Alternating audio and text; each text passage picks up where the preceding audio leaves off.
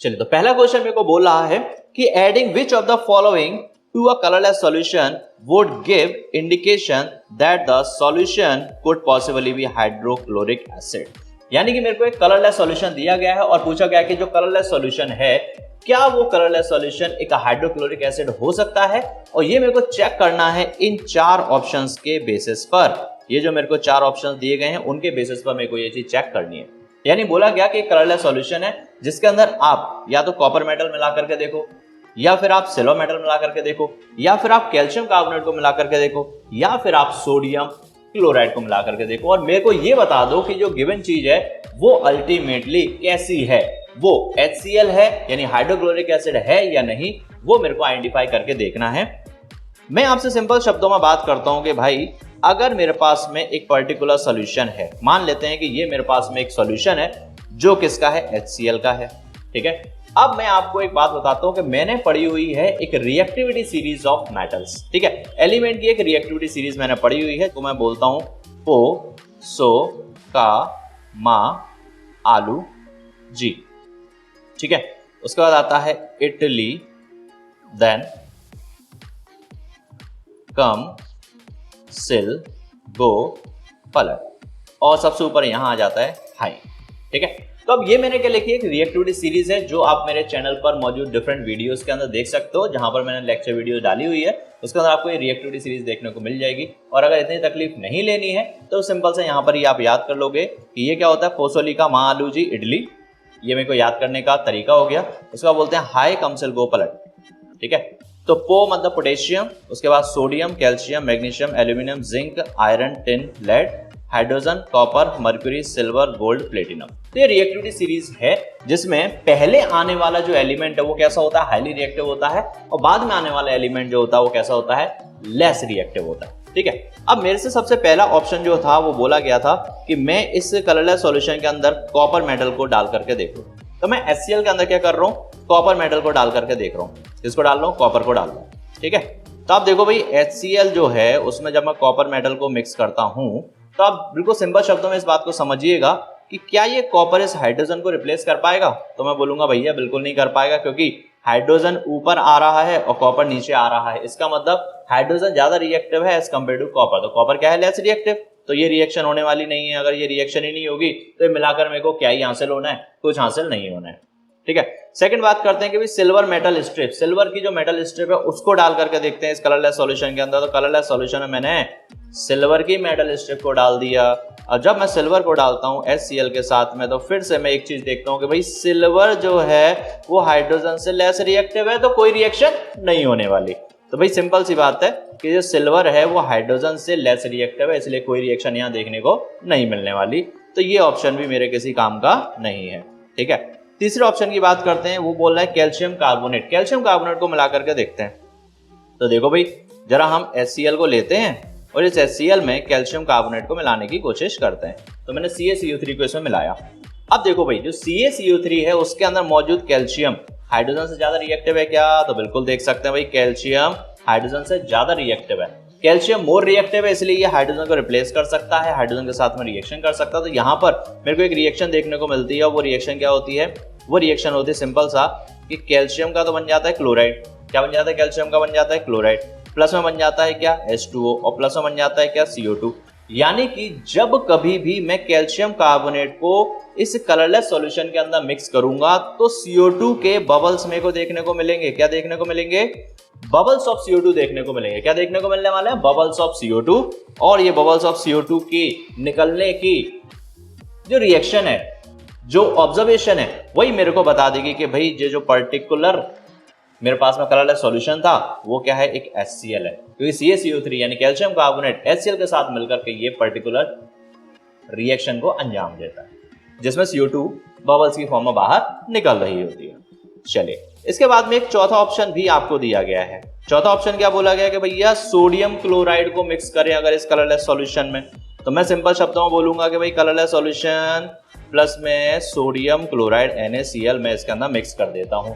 अब यहां पर देखो बहुत बड़ा मेरे को टेंशन है। वो टेंशन क्या है कि NaCl तो एक सॉल्ट है जो कैसा है, हाईली न्यूट्रल सॉल्ट है। कैसा है, हाईली न्यूट्रल सॉल्ट है। और हाईली न्यूट्रल सॉल्ट जो होते हैं वो कभी भी एसिड के साथ में रिएक्ट नहीं करते, तो यहाँ कोई रिएक्शन टेक प्लेस नहीं होगी अगेन। तो सिंपल सी बात हम करते हैं कि इस पर्टिकुलर सिचुएशन में जो कॉम्पिटेंसी बेस्ड क्वेश्चन है वो मेरे को बोल रहा था कि उस कलरलेस सॉल्यूशन का आइडेंटिफिकेशन कि वो HCl है या नहीं वो मैं किसके द्वारा कर सकता हूं, तो वो मैं करूंगा कॉपर मेटल से, बिल्कुल नहीं। सिल्वर मेटल से, बिल्कुल नहीं। कैल्शियम कार्बोनेट से, जी हाँ बिल्कुल। सोडियम क्लोराइड से, बिल्कुल नहीं। तो मेरा आंसर क्या हो जाने वाला है भैया, तीसरे नंबर का आंसर कैल्शियम क्लोराइड को मिलाएंगे और मेरे को पता चल जाएगा कि जो अपने पास में कलरलेस सॉल्यूशन है वो HCl है। गेटिंग? अब हम बढ़ते हैं अपने सेकंड क्वेश्चन की तरफ, जो मेरे को बोल रहा है कि which of these graphs shows how the pH of milk changes as it forms curd. जब भी कभी दही बनेगा तो pH किस तरीके से चेंज होता है, वो कौन सा ग्राफ रिप्रेजेंट कर रहा है। तो यहां देखो बात बड़ी सिंपल सी है कि जब मिल्क चेंज होकर के क्या बनाएगा, कर्ड बनाएगा, यानी कि वो एसिडिक कैरेक्टर को इंक्रीज कर रहा है। क्या इंक्रीज कर रहा है, एसिडिक कैरेक्टर को इंक्रीज कर रहा है। अब मैंने क्या ना एक pH स्केल देखी हुई है, क्या देखी हुई है बेटा, एक pH स्केल देखी हुई है। pH स्केल क्या बोलती है, कुछ इस तरीके की होती है। अब pH स्केल क्या बोलती है कि H पॉजिटिव आयन कॉन्सेंट्रेशन ऊपर की तरफ होता है और OH negative ion concentration pH scale में नीचे की तरफ होता है। तो जब भी आप एसिडिक कैरेक्टर को इंक्रीज कर रहे होते हो, यानी कि आपके अंदर H पॉजिटिव बढ़ रहा होता है, तो जब भी हम इस तरफ जा रहे होते हैं तो मेरे अंदर एसिडिक कैरेक्टर बढ़ेगा, इंक्रीज करेगा। और जब हम इस दिशा में जा रहे होते हैं तो हमारे अंदर बेसिक कैरेक्टर, कौन सा कैरेक्टर भाई, बेसिक कैरेक्टर इंक्रीज हो रहा होता है। अब जब मैं मिल्क से बना रहा हूं दही, क्या बना रहा हूं बेटा, मिल्क का इस्तेमाल करके बन रहा है क्या, कर्ड, तो उसके अंदर एसिडिक कैरेक्टर बढ़ रहा है। एसिड बढ़ रहा है यानी कि H पॉजिटिव उसके अंदर बढ़ने पर होगा, बढ़ रहा होगा, बढ़ान पर होगा, बढ़ान पर होगा, चढ़ान पर होगा, कौन, H पॉजिटिव। जब H पॉजिटिव बढ़ रहा है तो आप इधर आओगे ना, बिल्कुल सिंपल सी बात है। H पॉजिटिव किधर की तरफ ज्यादा है, इस वाले एरिया में ज्यादा है। तो pH की वैल्यू, जब आप लेफ्ट साइड जाते हो तो pH की वैल्यू हमेशा डाउन होती है और राइट साइड जाते हो तो pH की वैल्यू हमेशा बढ़ती है। pH स्केल पर आपने देखा हुआ है, मैं यहाँ पर पेन चेंज करके बताता हूँ कि भाई यहाँ 0 होता है, समझ रहे हैं, यहाँ पर बीच में 7 होता है और यहाँ पर 14 होता है। ठीक है, बात समझ गए। तो pH की वैल्यू जब कम हो रही होगी इसका मतलब उसके अंदर एसिडिक कैरेक्टर इंक्रीज हो रहा होगा। ठीक है, तो अब इसी चीज को मैं यहां पर देखता हूं, pH की वैल्यू डिक्रीज कहां हो रही है। तो देखो ये जो ग्राफ है वो बता रहा है कि pH की वैल्यू डाउन जा रही है टाइम के साथ। ठीक है, यहाँ pH की वैल्यू पहले बढ़ रही है फिर डाउन जा रही है टाइम के साथ। यहाँ pH की वैल्यू लगभग पहले बढ़ रही थी फिर सैचुरेट हो गई है। इस वाले में पहले घट रही है फिर बढ़ रही है। ऐसा कैसे होगा भाई, जब दही बनाना है, दही बनाने का कॉन्सेप्ट क्या है कि दही में हमेशा एसिडिक कैरेक्टर बढ़ता जाएगा, यानी pH की वैल्यू घटती जाएगी। तो टाइम के साथ pH घट रहा है किसके अंदर, पहले वाले ऑप्शन के अंदर। तो इसका आंसर क्या हो जाना है, पहला। तो आंसर क्या होगा इसका, ए ऑप्शन इसका आंसर। अगले क्वेश्चन पे चलते हैं। जो थर्ड क्वेश्चन है वो बोल रहा है कि the following table list the pH values of some substances. कुछ सब्सटेंसेस की pH वैल्यू की हम यहाँ पे बात करने वाले हैं, वो मेरे को लिस्ट में दी गई है। जैसे कि अगर मैं बात करूं कि हाइड्रोक्लोरिक एसिड तो उसका pH दिया हुआ है 1, मिल्क उसका pH दिया हुआ है 6, प्योर वाटर 7, बेकिंग सोडा 9 और सोडियम हाइड्रोक्साइड 14। तो ये कुछ pH वैल्यूज मेरे को डिफरेंट कंपाउंड्स की दी हुई है।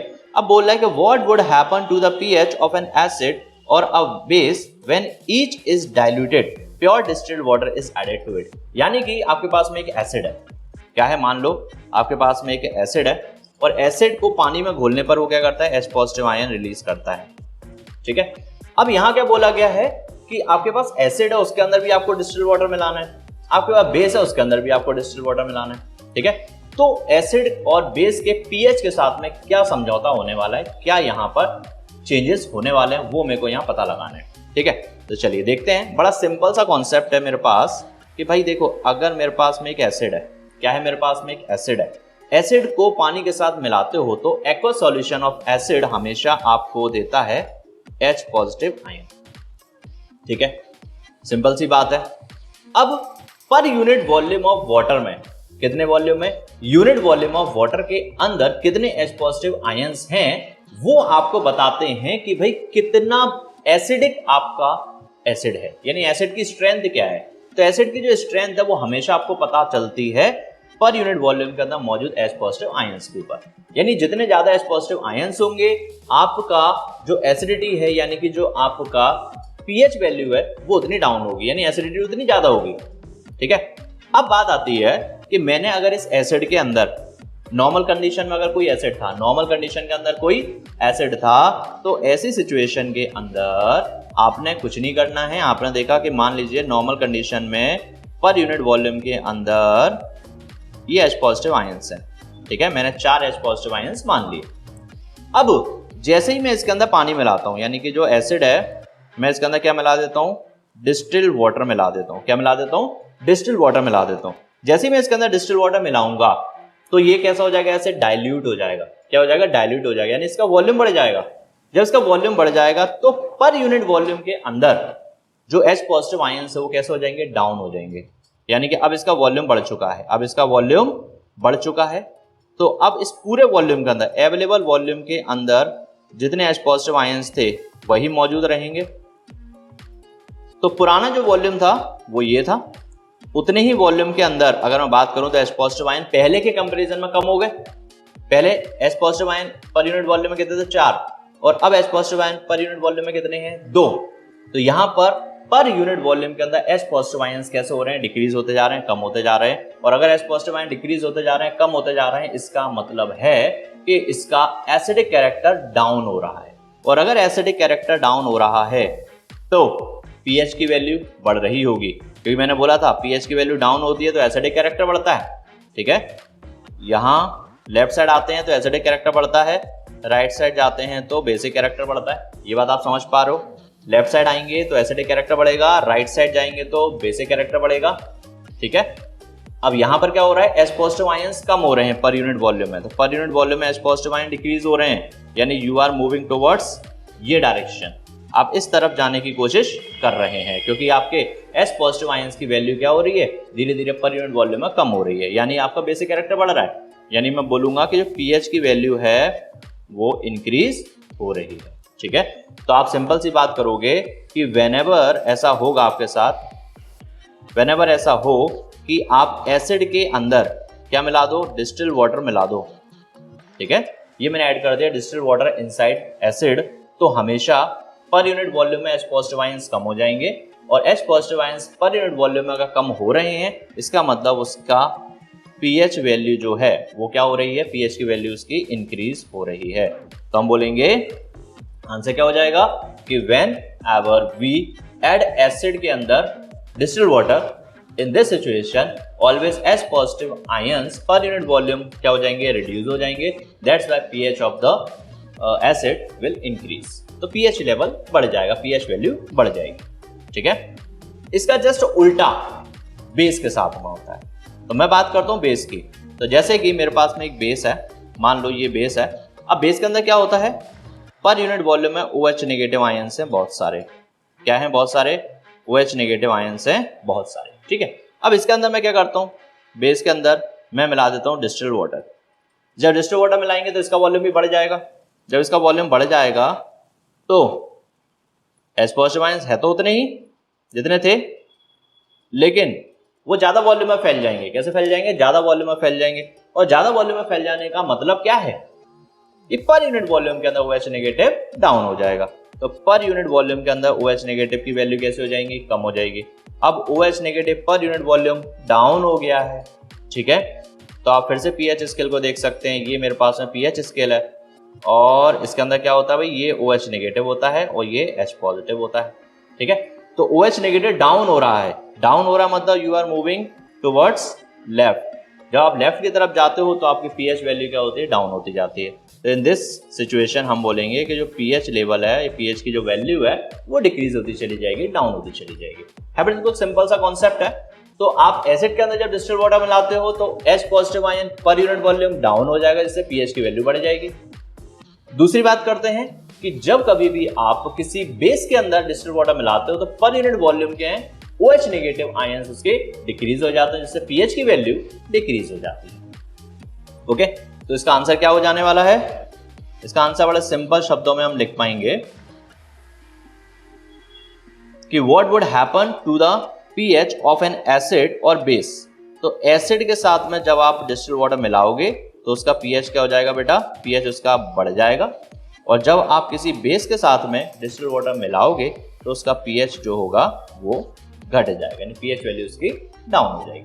अब बात करेंगे क्वेश्चन नंबर 4 की, जो मेरे को क्या बोल रहा है कि the pH of 3 solutions is given in the table, answer the question that follows. तो देखो भाई, एक सॉल्यूशन है मेरे को यहाँ पर दिए गए पी क्यू आर, इसके अलावा पीएच मेरे को दिया गया 1714, ये मेरे को कुछ चीजें यहाँ पर दी गई हैं। अब बोला गया which of these solutions could possibly react with zinc metal to produce hydrogen gas. अब देखिए, जिंक मेटल के साथ में क्या मिलाया जाए इनमें से जो मेरे को हाइड्रोजन गैस निकाल करके दे दे। ठीक है, तो सबसे पहले तो देखो मैं इन पर्टिकुलर सॉल्यूशंस को, तीनों सॉल्यूशन को कुछ कैटेगरी दे देता हूं। लाइक कि एक पी है ना, तो पी का पीएच कितना है भैया, 1 है, यानी ये 100% एक एसिड होगा। ओके, इसके बाद बात करते हैं क्यू। क्यू का पीएच कितना बेटा, क्यू का पीएच है 7, यानी ये 100% बात है कि भाई ये एक न्यूट्रल सॉल्ट होने वाला है। क्या होने वाला है, ये एक न्यूट्रल सॉल्ट होने वाला है। फिर बात करते हैं आर की, तो आर जो है ना, ये 100% सी बात है कि आर का पीएच 14 है, यानी कि ये एक परफेक्ट बेस होने वाला है। ठीक है, तो यहाँ मेरे को एक एसिड, एक सॉल्ट और एक बेस, ये 3 चीजें दी गई हैं सॉल्यूशन की फॉर्म में, पी क्यू आर की फॉर्म में। ठीक है, अब बोला गया कि जिंक मेटल के साथ मैं किस चीज को मिलाऊं, पी क्यू आर में से क्या मिलाऊं कि मेरे को हाइड्रोजन गैस मिले। मैंने एसिड बेस सॉल्ट की प्रॉपर्टीज पढ़ी हुई हैं। अब ये प्रॉपर्टी क्या बोलते हैं भाई कि जिंक के अंदर आप चाहे तो एसिड मिलाओ या आप बेस मिलाओ, दोनों ही कंडीशन में आपको हाइड्रोजन गैस निकल के मिलती है। तो पहले क्वेश्चन का आंसर क्या हो जाने वाला है कि मैं जिंक के साथ में कुछ भी मिलाऊं, चाहे मैं एसिड मिलाऊं चाहे बेस मिलाऊं, मेरे को हाइड्रोजन गैस मिलने वाली है। तो हाइड्रोजन गैस पाने के लिए, प्राप्त करने के लिए मैं जिंक के साथ में पी भी मिला सकता हूं और आर भी मिला सकता हूं। तो पहले वाले क्वेश्चन का आंसर हो जाएगा P as well as R. कुछ भी हो सकता है, पी भी हो सकता है, आर भी हो सकता है, दोनों में से किसी को भी आप यूज करो। तो पहले वाले का आंसर क्या होगा भैया, पी कॉमा आर, ये हो गया फर्स्ट वाले का आंसर। ठीक है, अब सेकंड क्वेश्चन क्या है उसकी तरफ चलते हैं। अब देखिए, दूसरा जो क्वेश्चन है वो क्या बोल रहा है कि which of these solutions could be formed by the reaction of metal oxide with water. Metal oxide को वाटर के साथ मिला करके मेरे को क्या मिलता है। तो आप जरा इस चीज को समझो, एक मेटल का ऑक्साइड है, मान लीजिए मेरे पास में मेटल का ऑक्साइड है MgO। क्या है मेटल का ऑक्साइड, MgO, और इसके साथ में मैंने क्या मिलाना है, पानी मिलाना है, यानी H2O मिलाना है। अब ऐसी रिएक्शन करने के बाद मेरे को क्या मिलता है बेटा, यहाँ पर मेरे को मिलता है यहाँ पर MgOH का होल ट्वाइस। क्या मिलता है, मैग्नीशियम का हाइड्रोक्साइड, जिसको मैं क्या बोलता हूँ, मैग्नीशियम का हाइड्रोक्साइड को मैं क्या बोलता हूँ, क्या बोलता हूँ, मैग्नीशियम का हाइड्रोक्साइड को मैं बोलता हूँ मिल्क ऑफ मैग्नीशिया। यानी अल्टीमेटली ये एक बेस होता है। क्या होता है, ये एक बेस होता है। ये क्या होगा बेटे, एक बेस होगा। अब अगर ये एक बेस है तो सिंपल बात, उसने बोला कि किसी मेटल के ऑक्साइड के साथ आप वाटर को मिलाओ तो आपको क्या मिलता है, तो आपको मिलता है बेस। आपको क्या मिलता है, बेस। अब यहाँ पर बेस क्या है, यहाँ पर बेस है आपका आर। तो इसका आंसर क्या हो जाने वाला है बेटे, आर। क्या हो जाने वाला है इसका आंसर, आर। तो आप जब भी कभी किसी मेटल के ऑक्साइड के साथ एक वाटर को मिलाओगे तो आपको हमेशा एक बेस मिलने वाला है।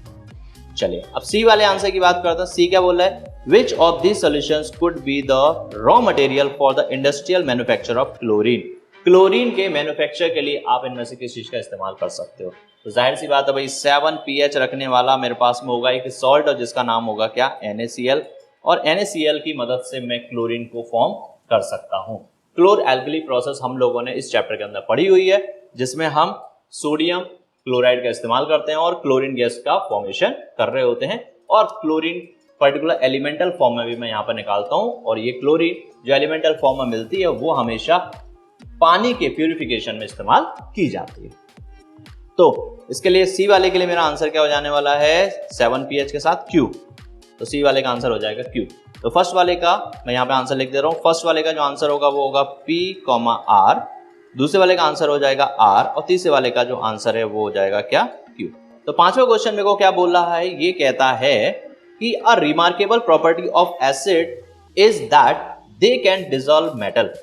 सिंपल सी बात, एक एसिड की एक बहुत इंपॉर्टेंट प्रॉपर्टी होती है कि भैया वो डिसॉल्व कर सकते हैं किसको, मेटल को। वो मेटल को अपने अंदर डिसॉल्व कर लेते हैं। When metals are added to an acid, जब किसी एसिड के साथ मेटल को मिलाया जाता है, जब किसी एसिड के साथ मेटल को मिलाया जाता है, they disintegrate and disappear into acid, तो वो मेटल एसिड के अंदर घुल करके खत्म हो जाती है, डिसअपियर हो जाती है, मेरे को वापस दोबारा से देखने को नहीं मिलती। बात मेरी समझ पा रहे हैं? एक एसिड लिया, एसिड के अंदर मैंने क्या किया, एक मेटल को डाल दिया, वो मेटल खत्म, गायब हो गई, डिसअपियर हो गई। अब डिसअपियर होकर कहाँ चलेगी मेरे को नहीं पता कहाँ चलेगी, वैसे तो सिंपल सी बात है, 9th क्लास में हमने पढ़ लिया था, चीजें जब घुल जाती हैं तो उसी के अंदर गायब हो जाती हैं, डिफरेंट स्पेसेस के बीच में जाकर के फंस जाती हैं। ठीक है, वो तो हो गया डिसॉल्व करना। अब यहाँ पर क्या होता है, केमिकल रिएक्शन हो रही होती है, जिसकी वजह से जो मेटल आपने एसिड के अंदर डाली है वो केमिकल चेंज करते हुए डिफरेंट मॉलिक्यूल्स फॉर्म कर लेती है।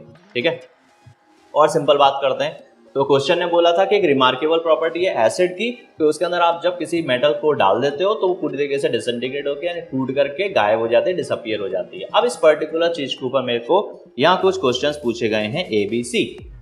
पहला क्वेश्चन बोल रहा है कि state one other common observation when metals dissolve in acid, explain the reason for this observation. अब देखो, जब भी आप मेटल को किसी एसिड के साथ में मिक्स कर रहे होते हो तो क्या ऑब्जर्वेशन देखने को मिलती है?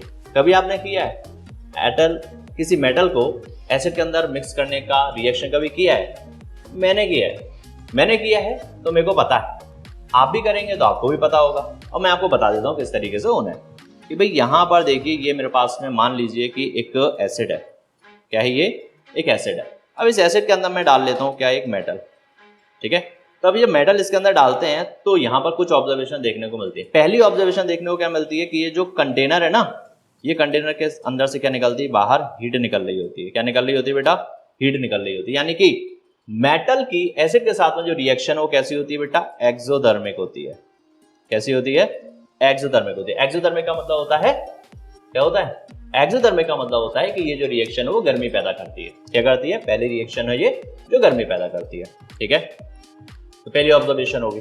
दूसरी ऑब्जर्वेशन क्या होगी? जब भी मेटल को आप एसिड के साथ मिक्स करोगे तो हमेशा आपको देखने को मिलेगा कि उसके अंदर से कुछ बबल्स निकल रहे हैं। क्या निकल रहे हैं बेटा?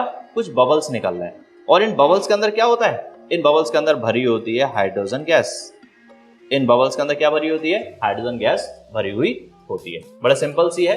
तो दो ऑब्जर्वेशन मैंने यहाँ पे बताई, आप जो आपकी इच्छा हो आप उस ऑब्जर्वेशन को यहाँ पर लिख सकते हो। पहली ऑब्जर्वेशन क्या है कि जब आप एसिड को किसी मेटल के अंदर मिक्स करते हो तो भैया बीकर जो होता है, कंटेनर जो होता है वो गर्म हो जाता है, क्योंकि ये रिएक्शन एक एक्सोथर्मिक रिएक्शन है।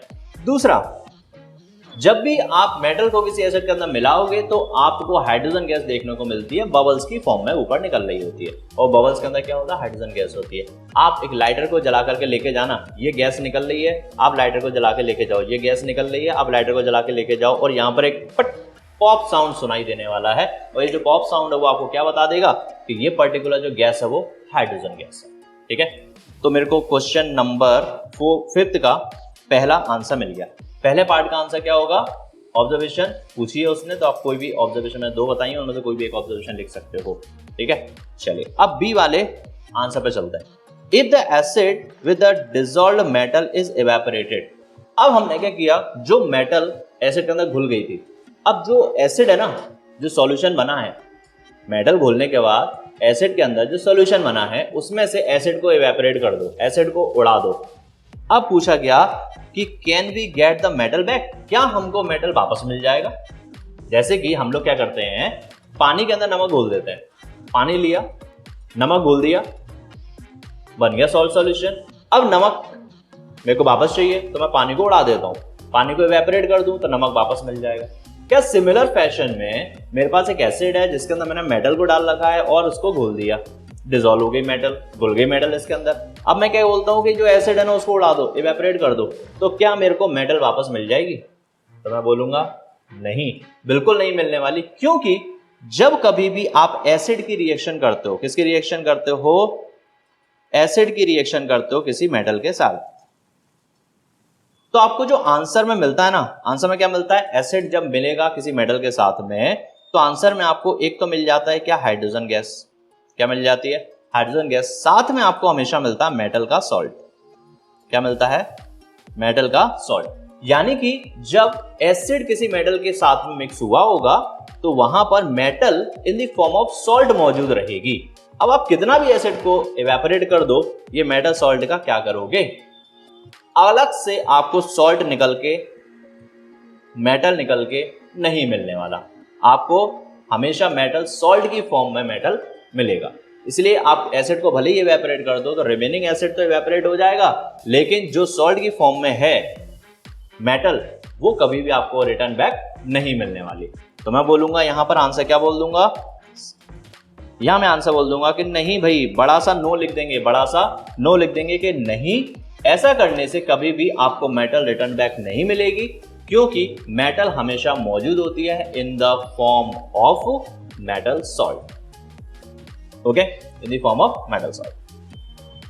चलिए अगले क्वेश्चन पे चलते हैं। सी वाला जो क्वेश्चन है, in this question the word dissolve is used with in the curves. अब ये पर्टिकुलर आपको कोटेशन दी थी, पर्टिकुलर जो आपको यहाँ पर लैंग्वेज दी थी, उसमें बोला गया था कि डिसॉल्व हो रहा है एसिड के अंदर मेटल, ठीक है। This is because it is not actually an example of dissolving. तो यहां पर हम इस चीज को डिसॉल्विंग नहीं बोल सकते। What is the main difference between metal dissolving in an acid and sugar dissolving in water? तो डिसॉल्विंग का मतलब होता है घुल जाना, ठीक है। ये क्वेश्चन ने बोला कि डिसॉल्विंग तो सिंपल सा यहाँ पर यूज किया गया है, और नॉर्मल कंडीशन में डिसॉल्विंग का मतलब होता है घुल जाना।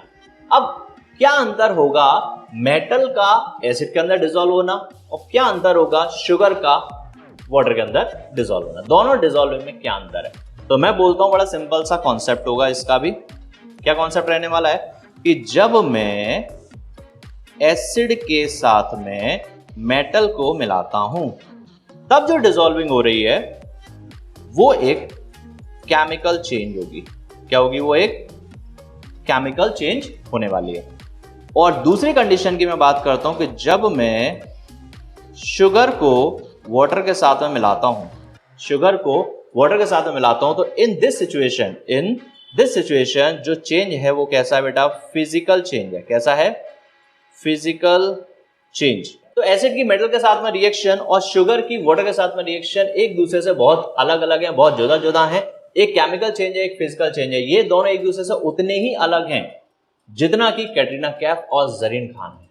क्वेश्चन नंबर 6, ये क्या बोल रहा है, Sunita carried out the following reactions in the laboratory. Sunita ने लैबोरेटरी में कुछ रिएक्शन परफॉर्म करी, और पहली रिएक्शन क्या है, complete neutralization of 1 mole of sodium carbonate with hydrochloric acid. तो उसने सोडियम कार्बोनेट को हाइड्रोक्लोरिक एसिड के साथ में मिला दिया, ठीक है। दूसरा उसने क्या बोलिया कि कंप्लीट न्यूट्रलाइजेशन किया उसने 1 मोल ऑफ सोडियम बाइकार्बोनेट का हाइड्रोक्लोरिक एसिड के साथ। यानी कि एक बार वो क्या कर रही है, सोडियम कार्बोनेट को मिला रही है हाइड्रोक्लोरिक एसिड के साथ में, और दूसरी बार वो क्या कर रही है, सोडियम बाइकार्बोनेट को मिला रही है हाइड्रोक्लोरिक एसिड के साथ में। She found that the amount of carbon dioxide formed in both the reactions was same। दोनों कंडीशन में, चाहे वो सोडियम कार्बोनेट को मिलाए, ठीक है, चाहे सोडियम बाइकार्बोनेट को मिलाए, CO2 दोनों ही सिचुएशन में बराबर अमाउंट में मिल रही है, ठीक है। अब बोलना ये है, क्वेश्चन ने क्या कहा कि इज हर फाइंडिंग करेक्ट, क्या वो सही बोल रही है, जस्टिफाई योर आंसर, अपने आंसर को जस्टिफाई करिए, ठीक है। दूसरा बोला है कि how does the amount of salt formed in case 1 compare to the amount salt formed in case 2। दोनों कंपेयर करना है। यानी पहली रिएक्शन में, यानी कि जब सोडियम कार्बोनेट को वो मिला रही है एसिड के साथ में, तब कितना सॉल्ट बन रहा है, और सोडियम बाइकार्बोनेट के जब मिला रही है HCl के साथ में यानी एसिड के साथ, तब कितना सॉल्ट बन रहा है, दोनों को कंपेयर करना है। चलो तो जरा मैं क्वेश्चन को यहाँ देखने की कोशिश करता हूँ। बड़े सिंपल शब्दों में बात कर रहा हूँ मैं, बहुत गौर से सुनिएगा। मैं बड़े आराम से आपको चीजें समझाने की कोशिश कर रहा हूँ, सारा का सारा। मैं यहाँ पे ऐसे नहीं रायता था फैला दिया जल्दी। मैं आपको चीजों को कॉन्सेप्चुअली बताने की कोशिश कर रहा हूँ। मैं चाहता तो डायरेक्टली आपको आंसर्स भी बोल सकता था कि हाँ इसका आंसर ये है, इसका आंसर ये है, इसका आंसर ये है, या आपको सिंपल सा प्रिंट आउट्स निकाल के दे देता, या PDF डाल देता मैं चैनल के ऊपर, लेकिन ऐसा नहीं है। मैं आपको समझाने की कोशिश कर रहा हूँ, क्योंकि मैं पहले बता चुका हूँ कॉम्पिटेंसी बेस्ड क्वेश्चंस आने वाले हैं, जो कि बहुत इंपॉर्टेंट है आपको स्कोर कराने के लिए, स्पेशली साइंस के अंदर बहुत लॉजिकल क्वेश्चंस मिलने वाले हैं, ठीक है। तो वीडियो के आखिरी तक बने रहना है आपको मेरे साथ में, और बहुत लॉजिकली चीजों को समझना है। पेपर पेन लेकर के बैठिए और अच्छे से नोट करते जाइए जो मैं समझा रहा हूँ। तो अब देखो यहाँ पर क्या बोला गया कि एक जो बंदी है जिसका नाम है बेटा सुनीता, ये बहुत होनहार बंदी है। इसने क्या किया, एक बार HCl के साथ में मिक्स किया सोडियम के कार्बोनेट को। इसको भाई सोडियम के कार्बोनेट को, सोडियम का कार्बोनेट का फॉर्मूला क्या होता है, Na2CO3। इसको मिला दिया इसने किसके साथ में, HCl के साथ में। अब इसको मिल रहा है क्या, CO2 मिल रहा है, बिल्कुल मिलेगा CO2, मैंने मना ही नहीं किया कभी भी CO2 नहीं मिलेगा। तो मैंने यहाँ पर बोला सबसे पहले तो इसको मिल रहा है NaCl, ठीक है, 2NaCl मिल गया, 2NaCl प्लस में इसको क्या मिल रहा है, एक मिलेगा इसको H2O, और प्लस में क्या मिलेगा इसको CO2। ये चीजें इसको यहाँ पर देखने को मिल रही है। अब बात करते हैं दूसरी कंडीशन में इसने क्या किया, सोडियम के बाइकार्बोनेट को मिक्स किया किसके साथ में, HCl के साथ में, और अब इसको क्या मिलने वाला है, अब इसको मिलने वाला है NaCl प्लस में H2O और प्लस में CO2। अब इन दोनों सिचुएशन में आप देखो कि CO2 का अमाउंट कैसा, सेम टू सेम है। CO2 का अमाउंट कैसा है, सेम टू सेम है। यहाँ पर भी एक CO2 का मॉलिक्यूल मिला, यहाँ पर भी एक CO2 का मॉलिक्यूल मिला, और ये उसने बोला था। तो मैं बोलूंगा कि भाई सुनीता जो बोल रही है ना, बिल्कुल 100% सत्य बोल रही है। क्या बोल रही है कि CO2 तो दोनों ही कंडीशन में बराबर अमाउंट में निकल रही है। बोल दिया भाई, ठीक है, मैंने भी मान लिया कि दोनों में बराबर अमाउंट में निकल रही है। अब दूसरा क्वेश्चन मेरे से पूछा गया था, और वो क्वेश्चन मेरे से कह रहा है, क्या कह रहा है कि जो सॉल्ट बन रहा है ना दोनों पर्टिकुलर केसेस में, आपको उनको कंपेयर करना है। तो मैं बोलूंगा कि भाई सॉल्ट जो पहले केस में बन रहा है वो दूसरे केस में बनने वाले सॉल्ट से डबल है।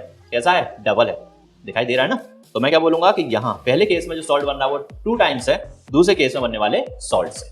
ठीक है, ओके। तो यहाँ लिख देंगे कि केस 1 के अंदर जो सॉल्ट बन रहा है वो क्या है, डबल है केस 2 के अंदर बनने वाले सॉल्ट से। अब ऐसे थोड़ी लिखोगे। यहाँ पर इस चीज का आंसर लिख के आपको बता देता हूं कि amount of salt formed in case number 1 will be twice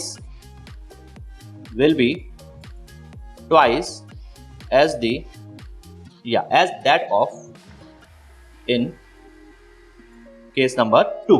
case number 2 में जो सॉल्ट बन रहा है उससे डबल अमाउंट में सॉल्ट मेरे को मिलेगा पहले वाले कंडीशन में, पहले वाले केस में। अब देखिए भाई 7th क्वेश्चन मेरे को क्या बोल रहा है। ये क्वेश्चन बोलता है कि to prepare a salad dressing, Parag adds a solution of sodium chloride in distilled water to vinegar.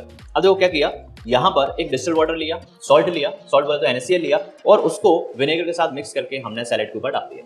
ठीक है, अब state what change will occur in the following. Vinegar के पीएच में क्या अंतर आने वाला है, क्या चेंजेस आने वाले हैं यहाँ पर। ठीक है, और the acidity of the vinegar, इसमें क्या चेंजेस आने वाले हैं। जो विनेगर की एसिडिटी है उसके अंदर क्या परिवर्तन आने वाला है, क्या चेंज यहाँ पर आने वाला है, ये सारी चीजें हमें यहाँ पर नोटिस करनी है। ठीक है, एक डिस्टिल्ड वाटर लिया। ठीक है, अब डिस्टिल्ड वाटर के साथ तो मैंने क्या मिक्स कर लिया बेटा, डिस्टिल्ड वाटर के साथ तो मैंने सॉल्ट मिक्स कर लिया है, और प्लस में मैंने विनेगर मिक्स कर लिया है। क्या मिक्स कर लिया, विनेगर मिक्स कर लिया है। अब आप देखना कि डिस्टिल्ड वाटर जब मिलेगा विनेगर के साथ में, तो विनेगर क्या है, एक एसिडिक नेचर का मटेरियल है, यानी एसिड है। सिंपल, विनेगर क्या हो गया, एक एसिड हो गया। अब इसमें जैसे मैं डिस्टिल्ड वाटर मिलाऊंगा तो पर यूनिट वॉल्यूम के अंदर एसिडिक कैरेक्टर यानी H पॉजिटिव आयंस डिक्रीज हो जाएंगे। जब H पॉजिटिव आयन पर यूनिट वॉल्यूम डिक्रीज हो जाएंगे तो हम बोलेंगे कि पीएच की वैल्यू इंक्रीज हो जाएगी। सिंपल सी बात, मैंने कहा था कि ये मेरी पीएच स्केल है जिसमें यहां पर होता है H पॉजिटिव और इधर होता है OH नेगेटिव। तो इस वाले रीजन में H पॉजिटिव, इस वाले रीजन में OH नेगेटिव। सिंपल। तो जैसे ही आप विनेगर के अंदर डिस्टिल्ड वाटर मिलाते हो तो पर यूनिट वॉल्यूम में H पॉजिटिव आयन क्या हो जाते हैं, कम होते चले जाते हैं। जैसे ही H पॉजिटिव आयन पर यूनिट वॉल्यूम डिक्रीज हो जाएंगे, यानी H पॉजिटिव आयन पर यूनिट वॉल्यूम क्या हो जाएगा, कम होता चला जाएगा, डाउन होता चला जाएगा, जिससे कि जो पीएच वैल्यू है वो इंक्रीज हो जाएगी। ठीक है, तो ऑब्जर्वेशन से पूछा तो पहला ऑब्जर्वेशन क्या हो गया कि भाई ऐसी कंडीशन में पीएच वैल्यू जो है वो इंक्रीज हो जाने वाली है, बढ़ जाने वाली है। ठीक है, तो पहली ऑब्जर्वेशन क्या है, पीएच को क्या होगा, तो बोलेंगे pH will increase, pH will increase. तो यहाँ पे पीएच की वैल्यू बढ़ जाने वाली है। दूसरा बात करते हैं एसिडिटी की, कि विनेगर की एसिडिटी को क्या होगा, तो भाई विनेगर का पीएच बढ़ गया, पीएच बढ़ गया तो उसकी एसिडिटी कैसे हो जाएगी, कम हो जाएगी। तो हम बोलेंगे एसिडिटी विल डिक्रीज, एसिडिटी क्या हो जाएगी, कम हो जाएगी, डिक्रीज हो जाएगी। यदि बात ओके। अब हम चलते हैं अगले क्वेश्चन के पास। ये क्या बोल रहा है कि Rajesh was given a substance and asked to identify it. Rajesh को एक सब्सटेंस दिया गया है और उसको पता लगाने के लिए बोला गया है कि सब्सटेंस है क्या, क्या दिया है हमने तुमको। तो he conducted 3 test on the substance and recorded the result below. उसने 3 तरीके के टेस्ट किए और बता दिया कि भाई रिजल्ट क्या आ रहा है। पहला हम बात करते हैं P, it releases carbon dioxide, water and sodium salt on heating with water. ये पर्टिकुलर सब्सटेंस को मैंने किसके साथ में, राजेश ने, मैंने नहीं, राजेश ने किसके साथ में, पानी के साथ में गर्म किया तो उसको क्या मिलने वाला भैया, एक तो CO2 मिलने वाली है, वाटर मिलने वाला है और एक सोडियम का सॉल्ट मिलने वाला है। ये 3 चीजें यहाँ पे मिलने वाली है। दूसरा, it turns universal indicator greenish blue, यानी कि ये जो मटेरियल उसको दिया गया था उसको जब यूनिवर्सल इंडिकेटर के साथ में मिक्सअप करते हैं तो ग्रीनिश ब्लू कलर हमको प्रोवाइड कर रहा होता है। यूनिवर्सल इंडिकेटर इस सब्सटेंस के साथ में मिलकर के क्या बनाता है, ग्रीनिश ब्लू कलर दे रहा होता है। फिर तीसरी ऑब्जर्वेशन आर है, it can be prepared from ammonia as a raw material. इसको हम अमोनिया से बना सकते हैं। It can be prepared from ammonia as a raw material. Ammonia को रॉ मटेरियल मान करके हम इसका मैन्युफैक्चर कर सकते हैं। तो ये 3 चीजें आपको, मतलब ये पूरा का पूरा राजेश को दिया गया था। ये पूरा पैराग्राफ हमने राजेश को डेडिकेट कर दिया है। अब मेरे को यहाँ पर क्वेश्चन 8, 9 और 10 के आंसर्स बताने हैं। ठीक है, तो पहला what substance was Rajesh given, Rajesh को कौन सा सब्सटेंस दिया गया। चलो अब जरा देखो, यहाँ बोला गया है कि it releases carbon dioxide water and sodium salt on heating with water. तो ऐसा सब्सटेंस कौन सा है भाई? तो ऐसे सब्सटेंस के बारे में मैं आपको बताता हूँ। ये सब्सटेंस होगा आपका सोडियम बाइकार्बोनेट। सोडियम बाइकार्बोनेट को जब हम पानी के साथ में मिला करके गर्म करते हैं, क्या करते हैं विथ वाटर, इसको हम क्या करते हैं गर्म करते हैं, हीट करते हैं, गर्म करते हैं। तो ऐसी कंडीशन में ये मेरे को क्या देता है, सबसे पहले तो Na2CO3 देता है। क्या देता है? Na2CO3 देता है। उसके बाद ये मेरे को देता है क्या, वाटर, और क्या देता है ये मेरे को CO2। ठीक है, तो CO2 मिलेगा, चलो मेरे को क्या मिलने वाला है, वाटर मिलने वाला है और Na2CO3 मिलने वाला है।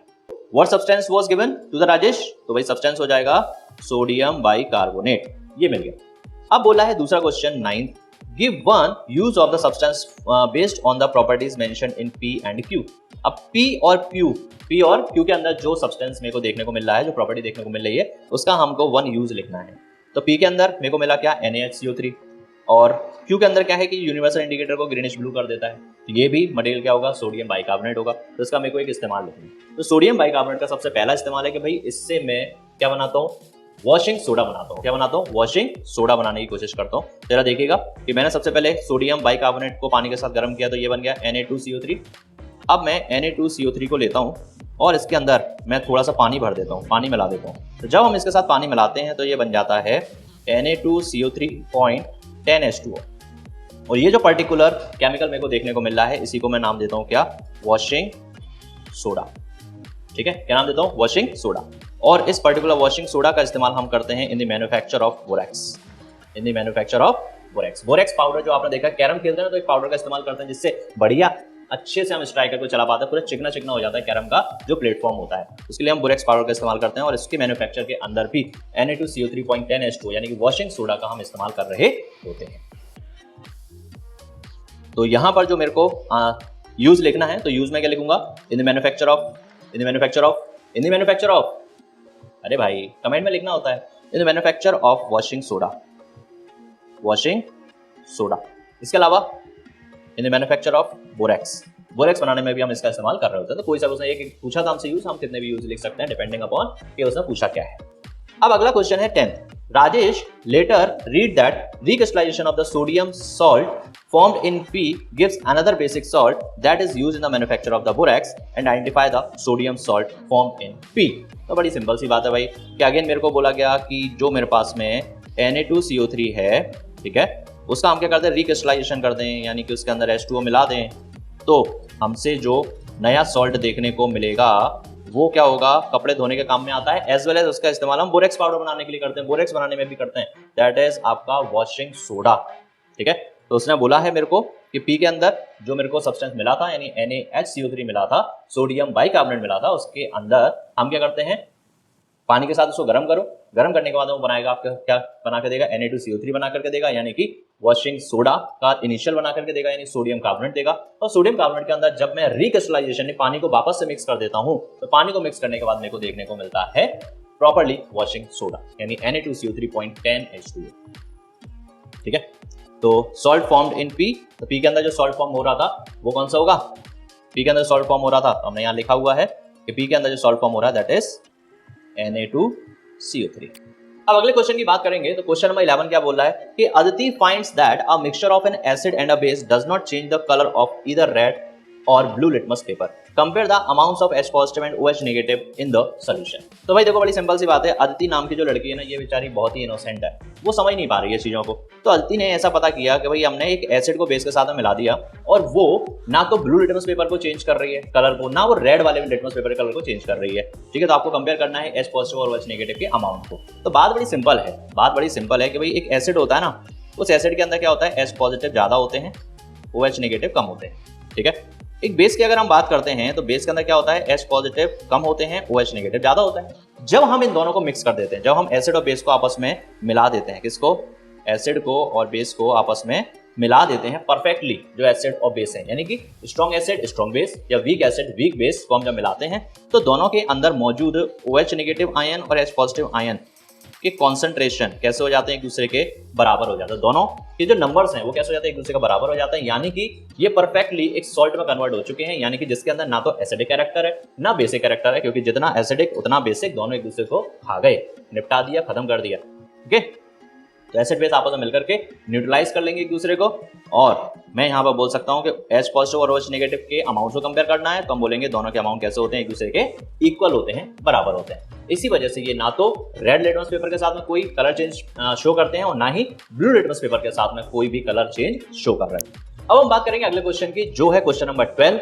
ये बोल रहा है कि pH is measured on the scale 0 to 14। PH को हम 0 से 14 की स्केल पर मेजर करते हैं with lower values indicating high hydrogen ion concentration यानी more acidic and higher values indicating the low hydrogen ion concentration. PH अगर ज्यादा है इसका मतलब क्या, उसके अंदर H पॉजिटिव आयंस कम है, और पीएच अगर कम है इसका मतलब उसके अंदर H पॉजिटिव आयन कॉन्सेंट्रेशन ज्यादा है। ठीक है, अब pH of 7 is considered as neutral, यानी कि पीएच की वैल्यू 7 है तो इसका मतलब ना तो उसके अंदर बहुत ज्यादा H पॉजिटिव है ना बहुत ज्यादा OH नेगेटिव, दोनों एक दूसरे के बराबर बराबर है अगर वो पर्टिकुलर परफेक्ट न्यूट्रल है तो। अब every whole unit of pH represents a 10 folds increase or decrease in the hydrogen ion concentration, यानी पीएच की हर एक वैल्यू के अंदर जो चेंज आता है ना, पीएच की वैल्यू 1 है 2 है 3 है 4 है, तो हर एक वैल्यू के अंदर जो चेंज आता है तो वो हमेशा एक 10 को रिप्रेजेंट करता है। क्या रिप्रेजेंट करता है, 10 को रिप्रेजेंट करता है। यानी अगर मैं बात कर रहा हूँ कि पीएच की वैल्यू 1 है, अब बात करो पीएच की वैल्यू 2 है, तो इसका मतलब क्या, दोनों के अंदर हाइड्रोजन आयन कॉन्सेंट्रेशन का जो अंतर है वो क्या है, 10 टाइम्स है, 10 का है। ठीक है, अगर हम बात करते हैं पीएच की वैल्यू 3 है तो 1 और 3 के बीच में जो अंतर होगा कॉन्सेंट्रेशन ऑफ हाइड्रोजन आयंस का, यानी नंबर ऑफ हाइड्रोजन आयंस का, वो कितना होगा, 100 का होगा, यानी 10 की पावर 2 का होगा। ठीक है, तो what would the hydrogen ion concentration of solution of pH4 be compare to the solution of pH8। तो देखो बड़ी सिंपल बात है ना, आप यहाँ पर बड़े गौर से समझिए कि जब भी मैंने pH के बारे में बात की है तो pH की एक डेफिनेशन होती है, वो क्या होती है, negative logarithm of hydrogen ion concentration. ये जो हम स्क्वायर ब्रैकेट लगाते हैं, बड़ा वाला ब्रैकेट लगाते हैं, दैट ब्रैकेट ऑलवेज रिप्रेजेंट्स कि हम बात कर रहे हैं किसकी, हाइड्रोजन आयन के कॉन्सेंट्रेशन की। तो ये जो ब्रैकेट हम जब भी लगाएंगे ये हमेशा क्या रिप्रेजेंट करेगा, कॉन्सेंट्रेशन। ये किसको रिप्रेजेंट कर रहा होगा, कॉन्सेंट्रेशन को। ठीक है, चलिए, तो अब बोला गया कि एक सॉल्यूशन है जिसका पीएच कितना बेटा 4 है, और एक दूसरा सॉल्यूशन है जिसका पीएच कितना है 8 है। ठीक है, तो इस वाले सॉल्यूशन के अंदर H पॉजिटिव आयन कितने हैं और इस वाले सॉल्यूशन के अंदर H पॉजिटिव आयन कितने हैं, उनको हमें कंपेयर करना है। तो सिंपल हम बात करते हैं यहाँ पर pH का फॉर्मूला यूज करेंगे, माइनस का logarithm H positive ion concentration, और यहाँ पर हम लगा देते हैं log 10। क्या लगा देते हैं, log 10। इस 10 को हम बोलते हैं इसका बेस, ये जो 10 है इसको हम क्या बोलते हैं, इसका बेस बोलते हैं। ठीक है, चलिए, अब pH की वैल्यू कितनी दी है यहाँ पर, पहले वाले सॉल्यूशन के लिए pH दिया 4, तो pH की लिख देंगे 4 इज इक्वल टू माइनस का log 10 और H पॉजिटिव आयन का कॉन्सेंट्रेशन। अब क्या करेंगे भाई, माइनस साइन को दूसरी साइड लेकर जाते हैं तो ये लग जाएगा माइनस का 4 is equal to log 10 H positive ion. ठीक है, अब क्या करते हैं, लॉगरिथम को हटाना है, ये जो होता है इसको बोलते हैं लॉग। यहाँ पे लॉग का थोड़ा मैथमेटिक्स अलग होता है, इस मैथमेटिक्स को आप हायर क्लासेस के अंदर सीखते हो, अभी तो आपको नहीं सिखाया गया है क्योंकि सीबीएसई का थोड़ा सा फॉल्ट है यहाँ पर कि लॉगरिथम को आपके मैथमेटिक्स से किसी भी चैप्टर के अंदर इंक्लूड नहीं किया है, जबकि ये बहुत ही इंपॉर्टेंट एक टॉपिक होता है। ठीक है, तो मैं जहाँ तक कोशिश है, जहाँ तक हमारी यूटिलिटी में अभी आ रहा है, मैं उतना आपको बता रहा हूँ। तो लॉग को हटाने के लिए जो बेस होता है ना, उतना ही बेस की हम पावर दोनों साइड में लगा देते हैं। क्या लगा देते हैं, जितना बेस है उसी बेस की हम पावर दोनों साइड लगा देते हैं। तो देखिएगा मैंने यहाँ पर क्या किया, ये 10 था बेस, तो मैंने यहाँ पर 10 की पावर -4 कर दिया, 10 की पावर log 10 H पॉजिटिव कर दिया। तो यहाँ पे आ जाएगा 10 की पावर -4 और इस साइड में क्या आ जाएगा, 10 और log एक दूसरे को कैंसिल आउट कर देंगे, खा जाएंगे, तो क्या बचेगा, H पॉजिटिव आयन का कॉन्सेंट्रेशन। तो इस सॉल्यूशन के अंदर H पॉजिटिव आयन का कॉन्सेंट्रेशन कितना बचा, 10 की पावर -4। ठीक है, जिन लोगों को बात समझ नहीं आई वो बस इतना सा देखेंगे कि log 10 x अगर लिखा हुआ है और ये पूरा का पूरा मैंने 10 की पावर में चढ़ा रखा है, यानी जो यहाँ लिखा है उसी की पावर में ये चढ़ा हुआ है, तो ये 10 और ये log 10 एक दूसरे को कैंसिल करके आंसर में केवल और केवल x प्रोवाइड कर देते हैं। ठीक है, इस चीज को आप रजिस्टर के अंदर नोट डाउन कर लेंगे। अब ये तो हो गया मेरा सॉल्यूशन विथ 4 pH वाले का H positive ion concentration. Similarly मैं बात करूंगा S8 के लिए, तो उसके लिए आंसर क्या निकल के आएगा, 10 की पावर -8। ये हाइड्रोजन आयन कॉन्सेंट्रेशन आ जाने वाला है, किसके लिए, ये हाइड्रोजन आयन कॉन्सेंट्रेशन आ जाएगा उस सॉल्यूशन के लिए जिसका pH 8 है। ठीक है, अब दोनों कंपेयर करना है, तो हम बोलेंगे कि हाइड्रोजन आयन कॉन्सेंट्रेशन जिसका pH 4 है divide by hydrogen ion concentration जिसका pH 8 है, तो इसका pH हो गया -4 और इसका pH हो गया -8।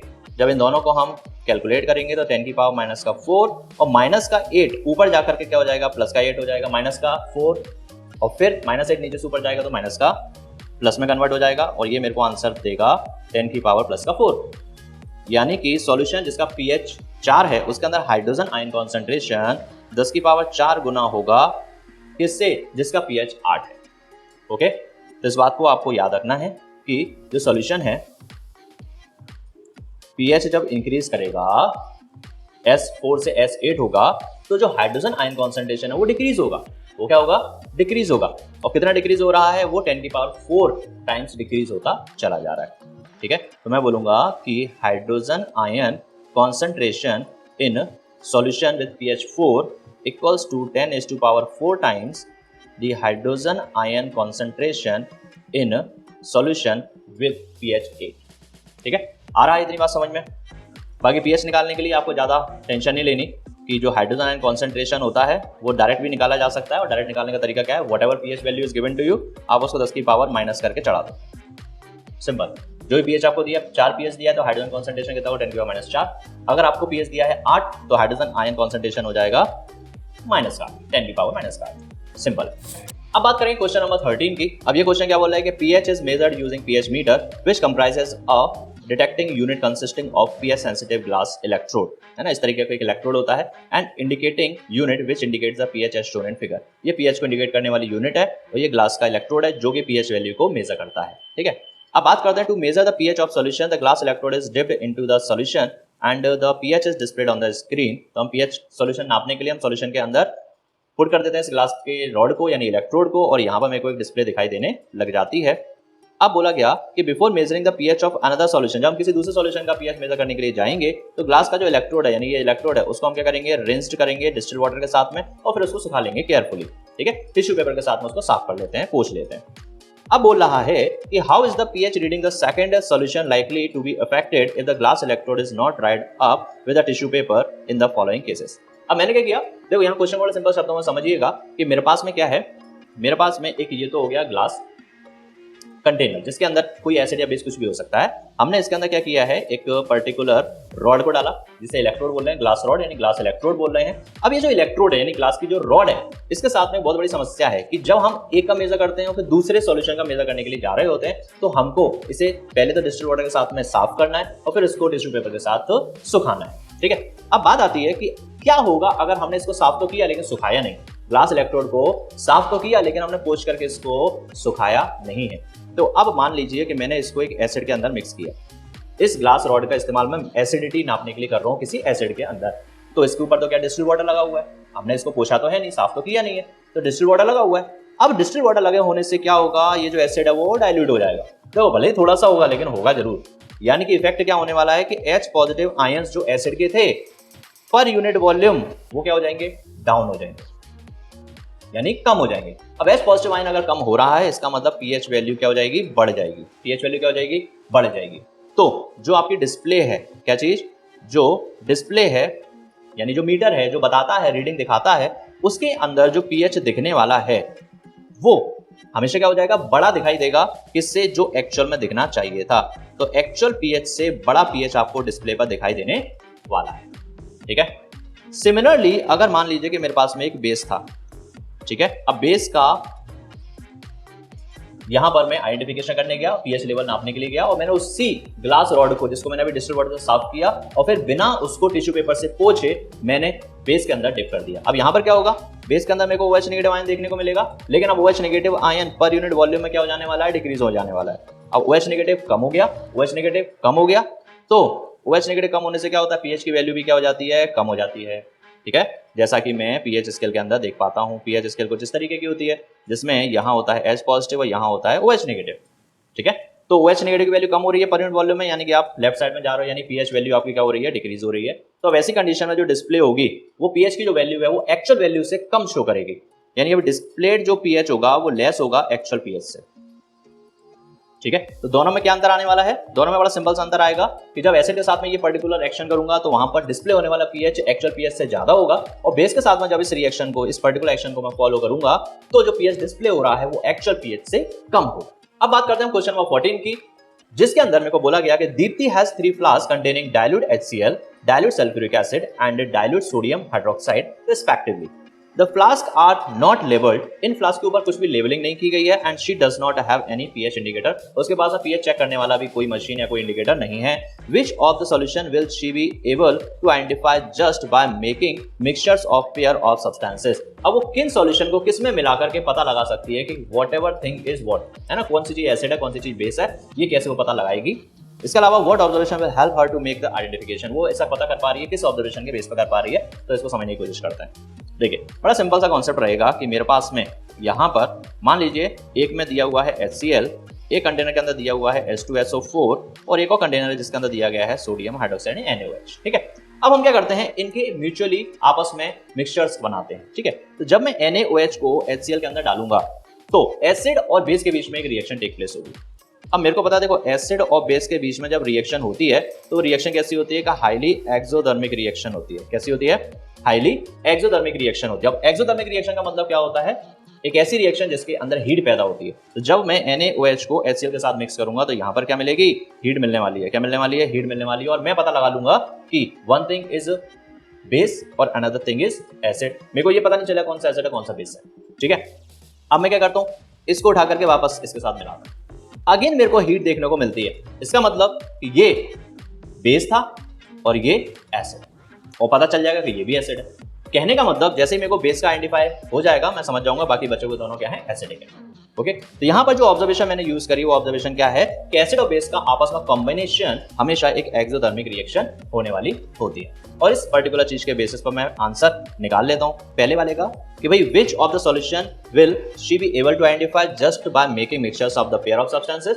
तो किसी बेस का यानी कि NaOH का मिक्सचर वो बनाएगी किसके साथ में, दोनों एसिडिक ट्यूब्स के साथ में, दोनों एसिडिक कंटेनर के साथ में, और हमेशा एक एक्सोथर्मिक रिएक्शन देखने को मिलेगी। तो ये जो NaOH है ना, यही बता पाएगा कि भाई बाकी के दोनों एसिड हैं या नहीं है। अब इसको पता नहीं ना कौन सा NaOH है, तो ये बस हिट एंड ट्रायल करेगी। तो ये क्या करेगी, अलग अलग सभी का कॉम्बिनेशन बनाएगी और जहां इसको एक्सोथर्मिक देखने को मिल जाएगा वहां समझ जाएगी कि एसिड और एक बेस मिल रहा है। ठीक है, और एक्सोथर्मिक की यहाँ पर मेन ऑब्जर्वेशन होने वाली है। तो ये कुछ क्वेश्चंस थे जो मैंने यहाँ पर कॉम्पिटेंसी की फॉर्म में आपको सॉल्व कराए हैं। इससे मिलते जुलते और क्वेश्चंस मैं नियर फ्यूचर में आपके लिए लेकर आता रहूंगा। अभी आपको केवल जो मैंने क्वेश्चंस कराए हैं इनको बहुत अच्छे से प्रैक्टिस करना है। Whatever concept is used here in these questions, वो सारे कॉन्सेप्ट आपके दिमाग में बहुत अच्छे से बैठ जाने चाहिए। और इन सभी क्वेश्चंस को विद आंसर्स आप अपने नोटबुक के अंदर लिख लीजिए, उनको अगेन एंड अगेन प्रैक्टिस कीजिए, क्योंकि पेपर जो बोर्ड का है वो थोड़ा सा अच्छे लेवल का इस बार आने की उम्मीद है। ठीक है, और जुड़े रहिए मेरे साथ में different kind of competency based questions के लिए, अलग अलग एक्सपेरिमेंटल वीडियोस के लिए, और भी बहुत कुछ आपको मिलने वाला है केवल और केवल मेरे चैनल पर जिसका नाम है विज्ञान गुरु विकास।